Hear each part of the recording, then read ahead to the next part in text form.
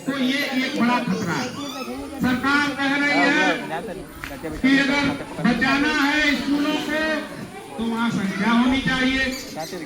हम आपसे कह रहे हैं, आप लोग आए हैं, आपका विद्यालय है, आपका गांव है, हम निवेदन कर रहे हैं कि बच्चों को सरकारी स्कूल में भेजिए, ज्यादा से ज्यादा इलाज सरकारी हॉस्पिटल में करवाइए, और अगर वहाँ की व्यवस्था गड़बड़ है तो जो वहाँ जिम्मेदार है उनसे बात कीजिए। सरकारी अस्पताल में जाइए, व्यवस्था डॉक्टर साहब से कहिए कि व्यवस्था ठीक करिए, वरना ये अस्पताल भी बंद हो जाएगा, आपकी नौकरी भी चली जाएगी। आप स्कूल आइए, व्यवस्था गड़बड़ है तो अध्यापक जी को टोकिए, लेकिन स्कूल, सरकारी स्कूल बच्चों को भेजना चालू करिए। नहीं चालू करेंगे तो एक दिन जब सारी संस्थाएं, जितनी सार्वजनिक संस्थाएं हैं, आप बैंक में जाइए, बैंक में जो कर्मचारी हैं सरकारी बैंक में, वो चाहे स्टेट बैंक हो, पंजाब बैंक हो, यूनियन बैंक हो, बड़ौदा बैंक हो, जितने राष्ट्रीयकृत बैंक हैं, कोई कर्मचारी आपके साथ दुर्व्यवहार करता है, अच्छे से पेश नहीं आता है, ड्यूटी ठीक नहीं करता है, तो आप उससे कहिए कि भाई साहब ड्यूटी ठीक करिए, वरना प्राइवेट हो जाएगा, हम लोग आना जाना बंद कर देंगे, सब चले जाएंगे एक्सिस और एचडीएफसी में, आईसीआईसी में। तो इसलिए ये जिम्मेदारी जनता की है।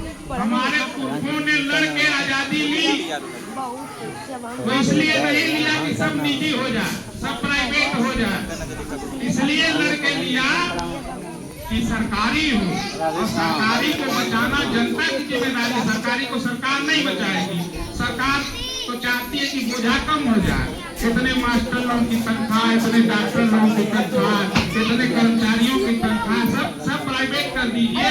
जब सब प्राइवेट हो जाएगा तो सब लोग ठीक हो जाएंगे।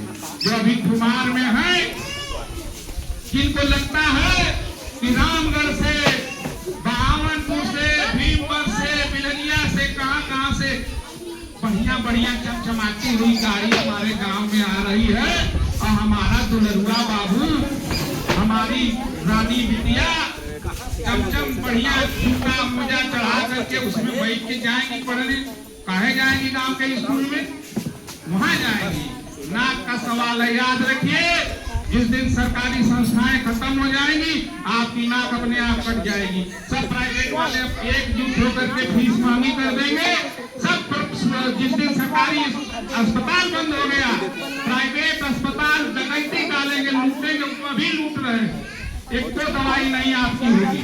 इसलिए आपको लग रहा होगा कि मास्टर जी ये भाषण इसलिए दे रहे हैं कि उनका स्कूल बचा रहे, साथ ही हम ये स्कूल बंद होगा तो हम किसी और स्कूल में चले जाएंगे, नौकरी नहीं रहेगी, तो जैसे आप हम ऐसे हम भी रह लेंगे, किसानी कर लेंगे, खेती कर लेंगे, मजदूरी कर लेंगे। लेकिन बात पूरे समाज की है कि ये पूरा समाज, देश की 85%, 90% गरीब जनता, गांव में रहने वाली जनता कहाँ जाएगी जब अस्पताल नहीं रहेगा, जब स्कूल नहीं रहेगा, जब सरकारी बस नहीं रहेगी, तो प्राइवेट बस में गए होंगे।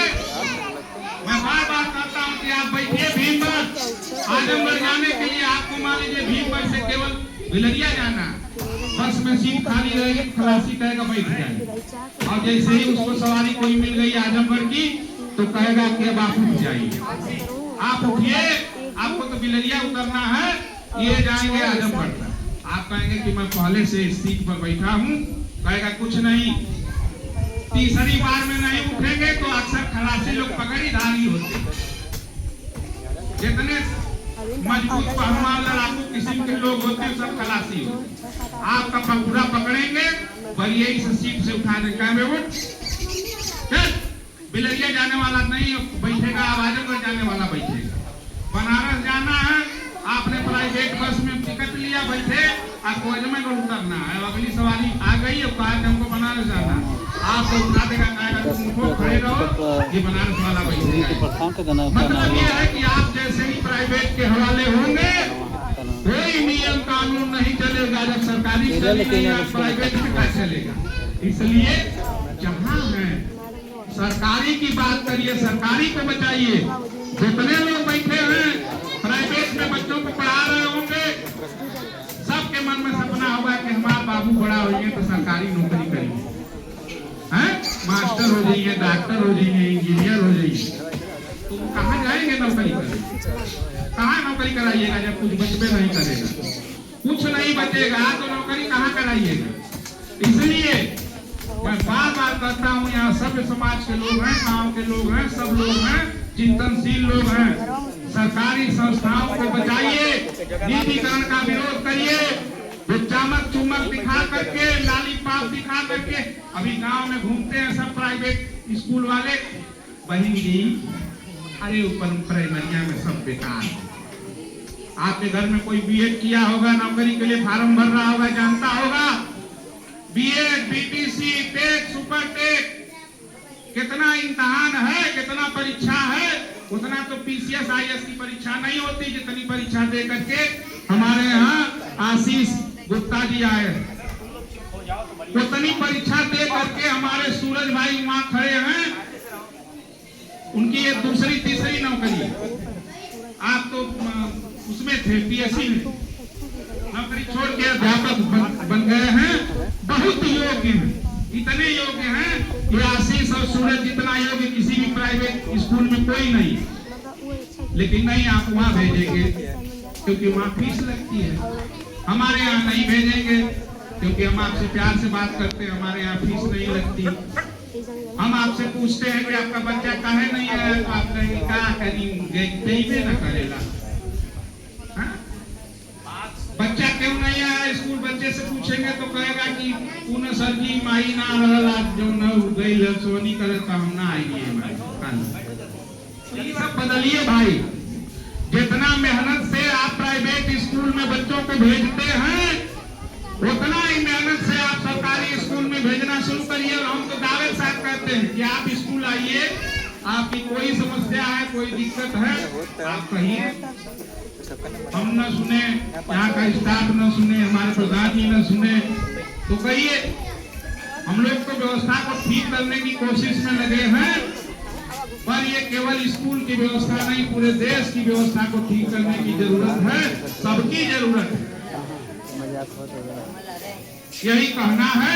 और ये करेंगे तभी आजादी का मतलब होगा, तभी आजादी बचेगी, वरना कोई आजादी नहीं। जब सब प्राइवेट हो जाएगा, जैसे अंग्रेज थे, जैसे जमींदार थे, जमींदार साहब की 100-200 गांव की बड़ी जमींदारी थी, फिर छोटे जमींदार थे, 2-4 गांव की जमींदारी थी, जिसको चाहते थे उसको खेत दे देते थे जोतने के लिए, और जिसको चाहते थे कहते तुम नहीं जोतोगे, खेत तो हमारा है। वैसे ही जब स्कूल सब प्राइवेट होगा, अस्पताल प्राइवेट होगा, बस प्राइवेट होगी, बिजली विभाग प्राइवेट होगा, सब कुछ प्राइवेट होगा, तो आपकी नहीं सुनी जाएगी, कीमती होगी, जैसा चाहेंगे वैसा व्यवहार करेंगे। इसलिए मेरे भाई, जात, बिरादरी, धर्म, पार्टी सब भूल जाइए।